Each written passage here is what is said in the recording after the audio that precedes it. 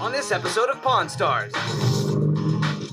Lamborghini Murcielago, 2003. These things have so much power. Do you know what top speed is on it? Greater than 205.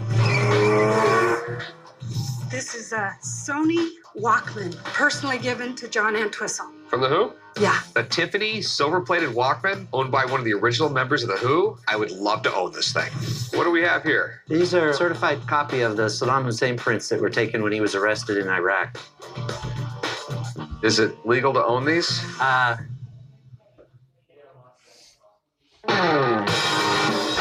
Rick Harrison, and this is my pawn shop. I work here with my old man and my son, Big Hoss. Everything in here has a story and a price. One thing I've learned after 21 years, you never know what is going to come through that door. Pawn Stars.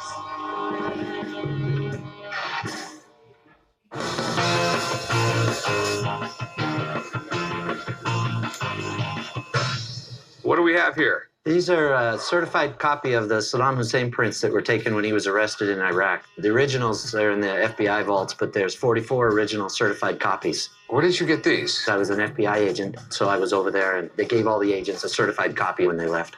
Okay. Definitely something different. Yeah. I came down to the pawn shop today to try to sell my certified copy of the Saddam Hussein fingerprints. I thought, you know, if I could sell the prints and take the money and do something special with my wife and my family, that might be kind of fun. I've had some people say these are worth a lot of money, like thousands and thousands of dollars.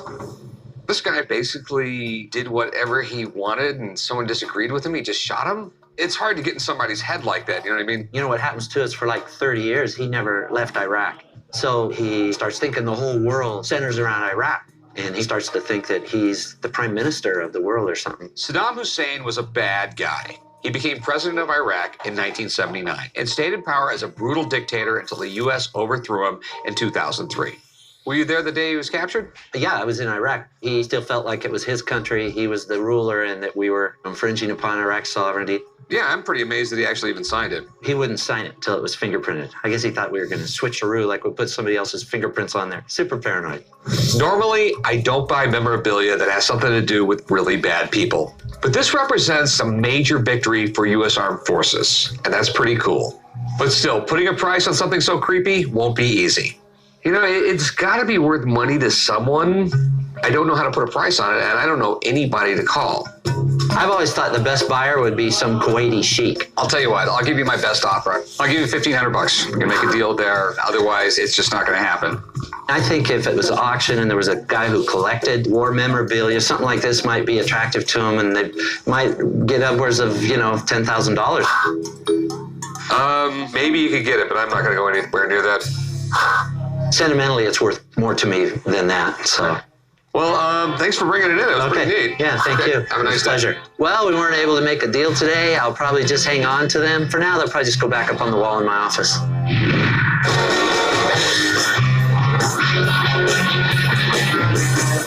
Hey, how can I help you? Yeah, I'd like to see about selling my urine pin. Okay. I came to the pawn shop today to see if I could sell my Olympic urine test pin. I was an international competing cyclist trying to qualify for the Olympics, and I had to do a drug test for the Olympic Committee. I'd like to get $500 for it. I'd walk away happy. What's a urine pin? Good question. I raced international cycling for quite a few years, and you take a drug test for the Olympic Committee. I guess it's some reward for filling the cup. So it was a random drug test?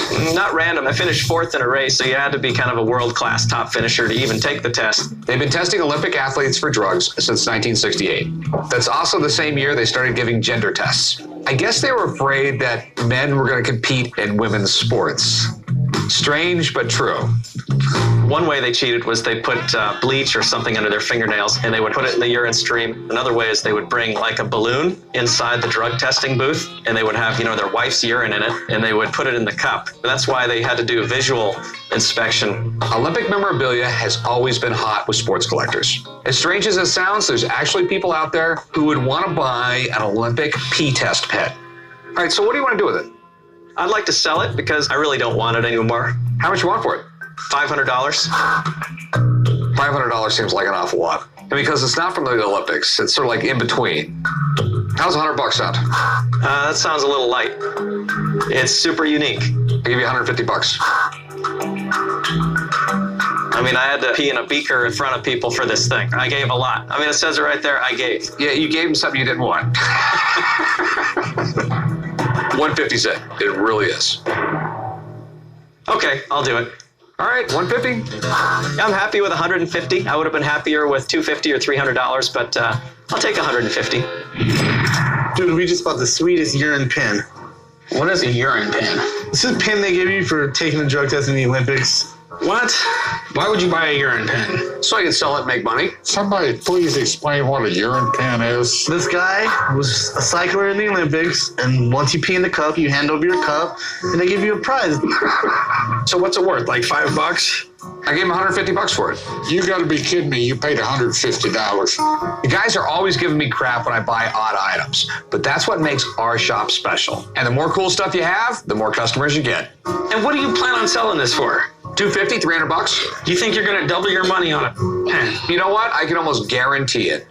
Besides, we need more inventory. We're more busy, so I need you guys to buy more stuff too.